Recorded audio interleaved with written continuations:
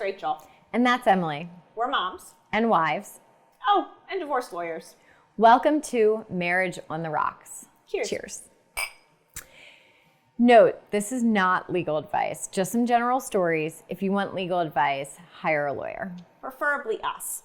Okay, so today we're talking about when clients shoot themselves in the foot. And I can't even pretend to be interested in your examples because I am obsessed with Johnny Depp and Amber Heard. They're already divorced. Are you talking about the defamation trial that ended recently? Yes, except the timeline is all from their marriage, right? As it was imploding, combusting, and going generally very terribly. Right, so they got divorced, and then Amber Heard wrote an op-ed for the Washington Post that, without naming Johnny Depp, identified him as her abuser. Yes, and again, separate from the divorce, Johnny sues Amber for defamation. Being charged with abuse is pretty serious, and he maintains he didn't hit her. So why does the defamation case have you so interested? Because of the recordings. They record each other constantly.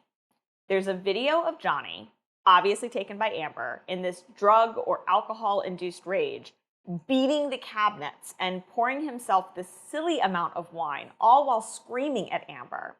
And then there's another audio that clearly Johnny took where Amber hit him in the head with a bathroom door. I mean, there were more videos and audios, but those are the most noteworthy. Recordings can be very problematic for clients. I mean, first of all, in Maryland, you aren't supposed to record someone without their permission. Careful, Rach. That's pretty close to legal advice, and we're not supposed to do that. Okay, let me try this again. Google, in Maryland, can you record someone without their consent? Is that better? Better, okay. Better.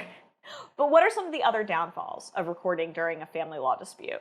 So a lot can go wrong. First of all, it can be discoverable. Yep. And despite how great you think you come off in it, the judge may disagree. That's if a judge will even hear it. Mm-hmm. Also, I think it's just not a good look, right? And so to the extent that it can be avoided, it should be. What about recordings of children in custody cases? Hell. But the children don't know they're being recorded? No. Yeah. Still no. There you go, folks. The top way to shoot yourself in the foot, start recording to make a point. You know another good way to shoot yourself in the foot? What's that? Text messages and emails. Mm-hmm. From the minute your case starts, particularly a family law case, you have to assume the judge is going to read every single email and text. That is so true. And it's not just emails and texts with the opposing party, it's with anyone. Last one for today's chat, lying to your lawyer. This one is serious. We cannot do our job properly for you if we are working with wrong or incomplete information. Some attorneys even fire clients over this. Have you ever fired a client for lying? I have, and it definitely changes the relationship. It's never good. Agreed. Sometimes I tell clients, look, you won't shock me because I've heard it all before, and I won't judge you because I've heard worse, but I have to know everything. Okay, so actually the final way to shoot yourself in the foot, stop paying your bill. Oh, good one. When a client stops paying their bill, we can only give a certain grace period before we have to withdraw from the case. It's not because we're callous. We wish we could represent everyone regardless of ability to pay. But as we've mentioned, we have families too. Yep. There's actually a lot of other examples of ways to shoot yourself in the foot, but we do not have nearly enough time. So it's time for the shameless plug.